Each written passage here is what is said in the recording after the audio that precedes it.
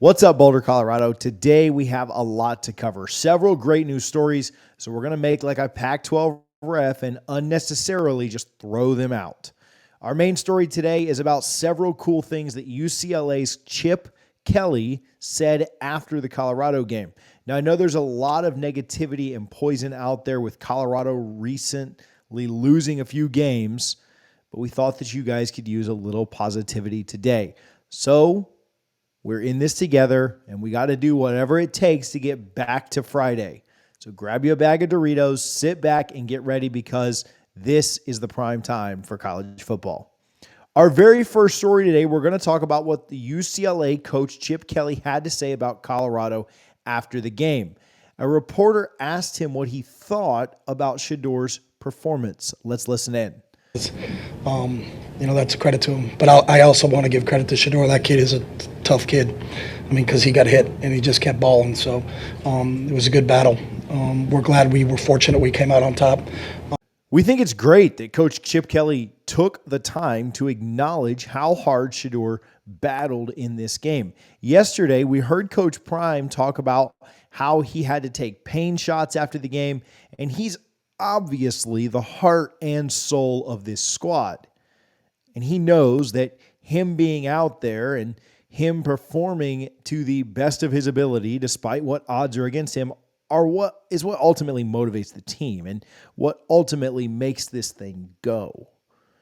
And Coach Chip Kelly could tell that and tipped his hat toward him and said, yeah, proud of the way that kid fought and battled. And you could tell he was hurt. You could tell he was dinged up. You could tell that the hits were taking a toll on him, but he didn't let that get him down, and he kept moving. Coach Kelly also weighed in on his thoughts on Travis Hunter during the game. Let's listen to that clip as well. One more for you. Okay. But I think on that play, I think you got to give Travis Hunter credit because that was a tremendous play by him, and it wasn't a disguise. They didn't disguise coverage at all. That kid's a special football player and made a tremendous football play, and that's when you just kind of go, that kid's really good. So maybe let's not throw near him. And then just going. Again, it's really good to hear the opposition showing love to the Colorado players. When a coach is willing to say these things after the game, you know that the players carried themselves well. We all know that Travis Hunter is an amazing athlete. I'm not breaking any news telling you that the number one overall player in his class and someone that's being projected in the top 10 of the NFL draft the year after this upcoming one is a great player. You know that. And we've raved about his play, not only this past weekend, but at Colorado in general. He's been incredible, and that's been really impressive to watch. But he also carries himself in a different way. He's a different kind of kid, and Coach Kelly understands this. He sees this. He recognizes this. And it's great that Travis gets that recognition from not only us, not only the fans of the program, not just Coach Prime, not the people inside the locker room, but also opposing coaches as well. Next, we're going to talk about a much-needed recent addition that Colorado just added. Remember how hard Coach Prime was on the offensive line after the game?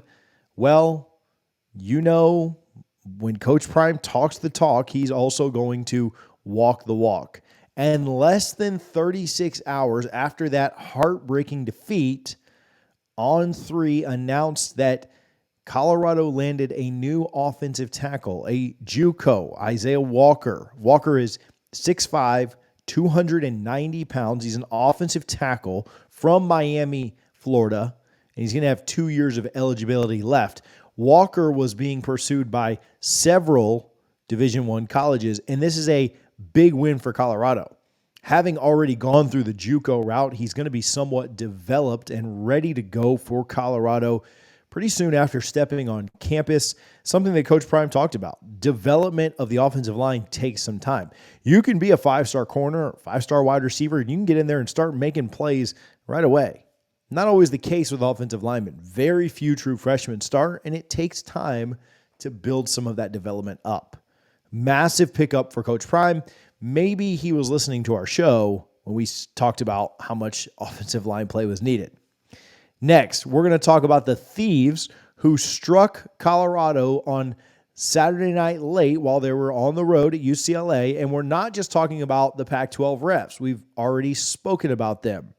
Those refs who stole the game from Shiloh during the play. A quick shout out to RG3 for calling out Kirk Herbstreit and Chris Fowler. This in no way should this have been a targeting game, call and eliminate him from the rest of the game.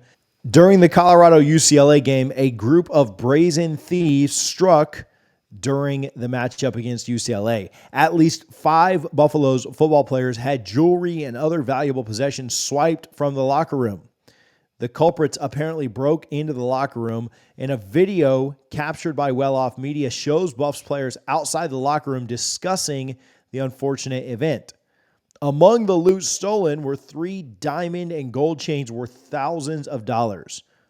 Coach Prime avoided addressing this during the postgame, wisely choosing to not point fingers until more evidence came out.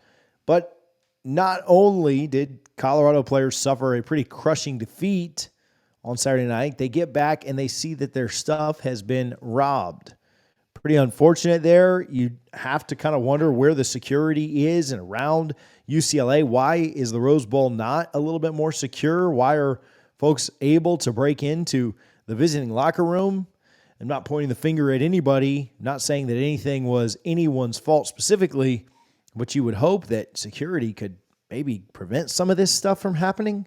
It's frustrating to hear because, again, you're having young men and you're having kids have their stuff stolen. It's pretty freaking ridiculous if you ask me. Lastly, we want to take just a quick moment to reach out to Shedeur and say that we hope that he gets well and he's very much in our prayers. We know he's taken a brutal beating this year. We've heard from multiple sources that he's in tremendous amounts of pain. We've also heard from folks that he does hear what you guys say in a positive manner about him, his recovery, and his toughness.